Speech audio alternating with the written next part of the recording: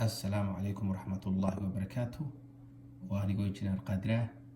دمانتي وان سلامية dadkina qiimaha iyo qaayaha iyo sharafta badan. waxaan kooraskan aan kaga hadli doonaa kooras cusub oo la yidhaahdo CCNA oo loo soo gaabiyey Cisco Certified Network Associate, numberkiisuna uu yahay 200301. waa versionkii ugu dambeeyey ee ay soo saarto shirkadda Cisco ee ku takhasustay ama ku caan baxday ee kootada ay ugu xidhan tahay qaybta networka. waa shirkad aad iyo aad u ballaaran oo adduunka shirkadaha ugu waaweyn ka mid ah, weliba inta badan dadkuna waxay yidhahdaan waa shirkadda ugu weyn. markaa kooraskaas ay bixiso ayaynu halkan ku baran doonaa. kooraskaas oo aynu ku qaadan doono luqadda afka Soomaaliga. kooraskaas markaa ayaynu halkan ku qaadan doonaa aan idin soo sheegay ee la yidhaahdo Cisco Certified Network Associate. insha Allah hadduu ilaahay yidhaahdo waxaanad kala socon doontaan channelkayga cusub ee Balkhair TV. kusoo dhawaada Balkhair TV. kooraskan waxa facilitator ka ah ama macalinka oo ka bixin doona aniga oo engineer qaadir ah.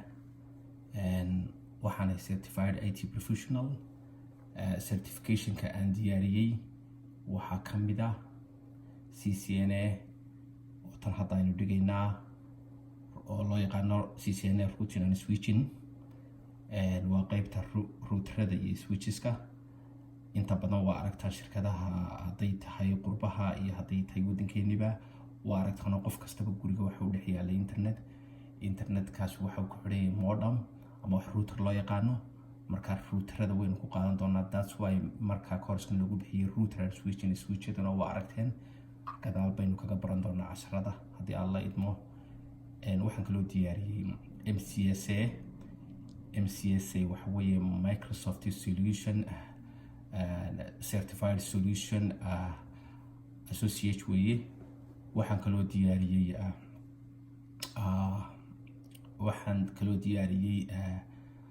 Architect Solution baan diyaariyey. waxaan kaloo diyaariyey VMware Certified Associate baan diyaariyey. intaasoo certification iyo qaar kaloo badan baan diyaariyey insha Allahu tacaala. marka halkan waxaynu ku qaadan doonaa koorsooyinka aan sheegay CCNA-da.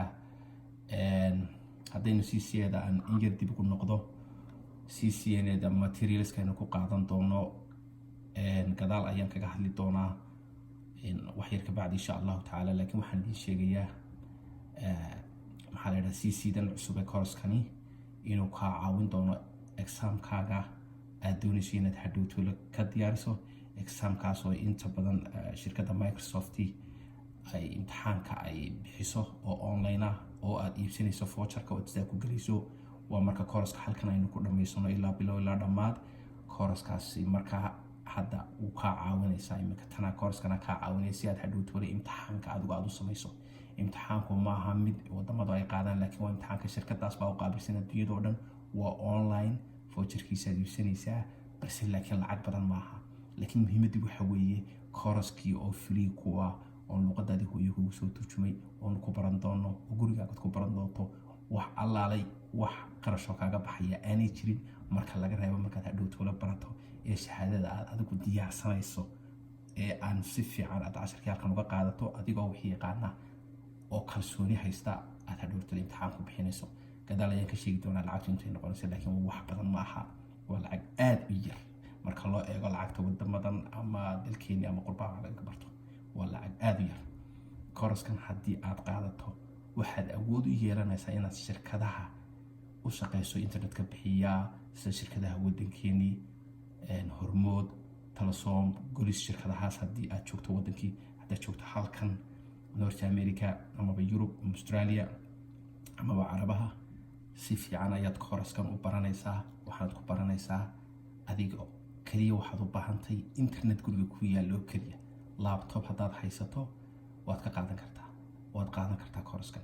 inta kaliya aad u baahantahay waa laptop iyo internet oo kaliya. aad soo gasho muddo yar oo kooban oo 30 daqiiqa maalin kastaba ama maxaa la yidhaha week afar cisho. taas waxaan kaga baxaya marka kooraskan waxa kaloo kaa caawinaya kooraskan oo aan idinka ilaaway in aad isaga oo keliya aad ku shaqaysan karto oonad u baahnayn wax kaleba inaad qaadato. taasna waxa weeye dee ninkii raba inuu qaato IT-da dee waxaan u malaynaya inaanu u daymo la-aanin.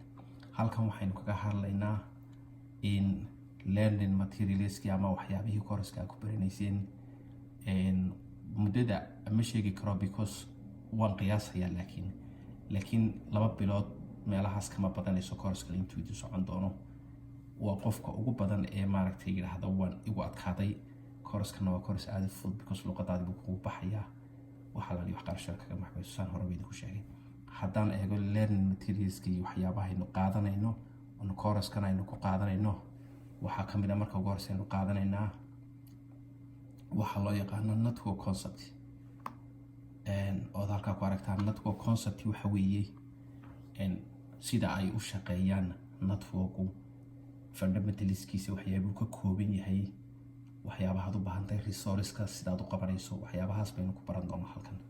waxa kaloo qodobka labaad ee xiga waxa weeye data communication sida datada ay ugu gudbayso computer to computer or device to device ama server ha ahaato ama maxaan ku dhahdaa ahaato host ha ahaato ama client team ha ahaato ama main server ha ahaato sida ay datada ugu gudbayso iyo waxyaabaha gudbinaya iyo waxyaabaha loo baahan yahay asaasiga.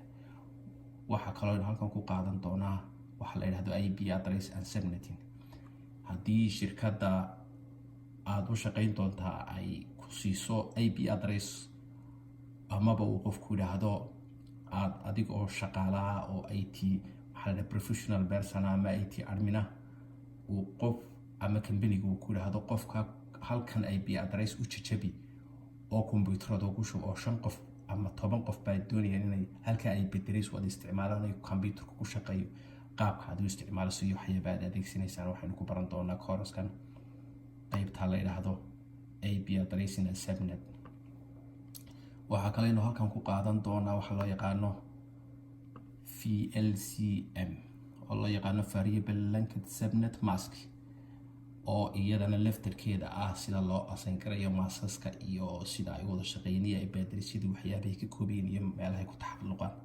waxaynu kooraskan iyadana ku qaadan doonaa hadduu alla awoodda leh uu yiraahdo routing protocols protocolada loo isticmaalo routingka markaasi like OSPF oo kale iyo EGRP iyo waxyaabahaas aynu ku qaadan doonaa RIP. maxaa la yiraahdaa way badan yihiin laakiin se step baynu qaadan doonaa haddii waxa kale aynu bartan ku qaadan doonaa how to use Cisco packet tracer.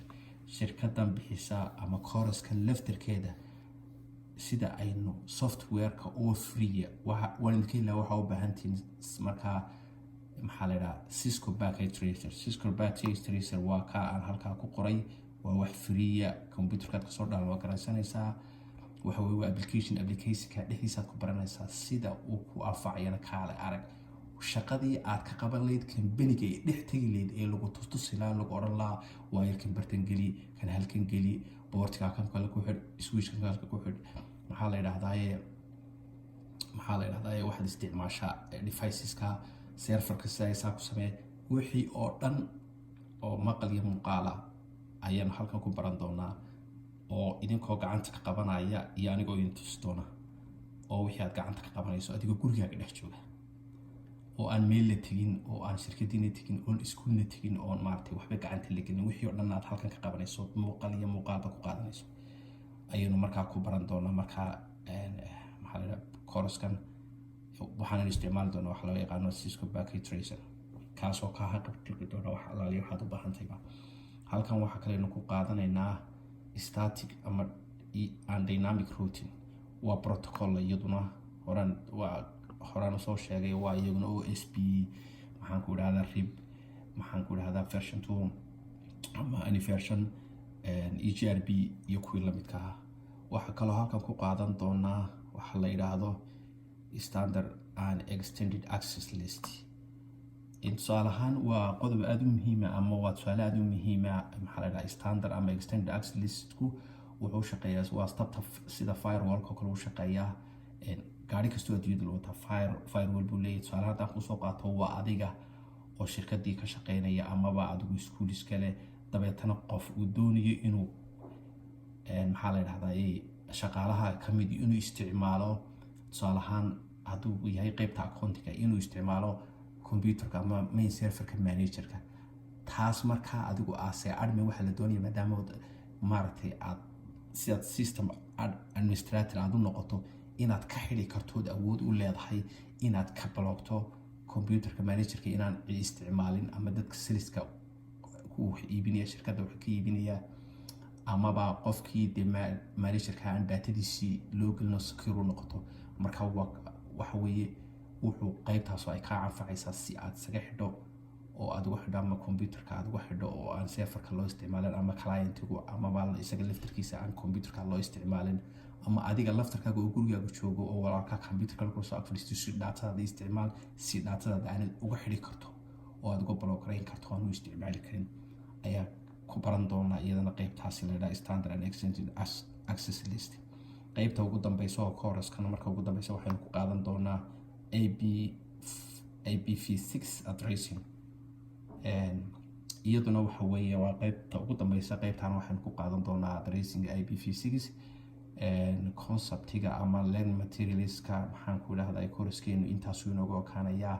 qaybtan waa markaas sidaan horeba ku sheegay waa qaybtii hordhaca wixii aynu baranayno weeye, laakiinse casharkan xiga ayaynu ku qaadan doonaa oo course-ku inoo bilaabi doonaa anigoo intusi doona siduu u shaqeeyo ilaa bilow ilaa dhammaad. runtiina course-kuna waa course aad u muhiima.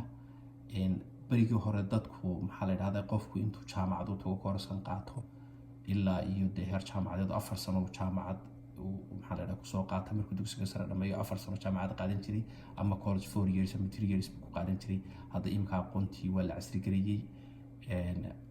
warar badan oo xiiso badan oo IT ku saabsan waan idin hayaa. course-kan oo kaliya ma wadi doono, waxaan idin dhigi doonaa koorsooyin badan si uu qofku u noqdo full engineer oo qofku u noqdo adduunkuna waxbarashadii imika isbedeshay maaha qofku intuu imika uu jaamacad intuu tago 4 sano inuu galo dabadna uu soo baxo kula engineer baana. dad badan waxaad arkaysaa IT-da koorsooyinka online-ka intay qaateen shirkadaha waaweyn ee dunida u shaqeeya. dad badan oo Soomaaliyeed baan idin doonaa oo shirkada badan oo la saaxiibahay oo imika shaqeeya oo aan ogahay oo idin soo xiri doona insha Allah taala oo aad daawan doontaan iyagoo hadlaya. course-ku markaas horta intaas qaybtaas inoo joogaysaa.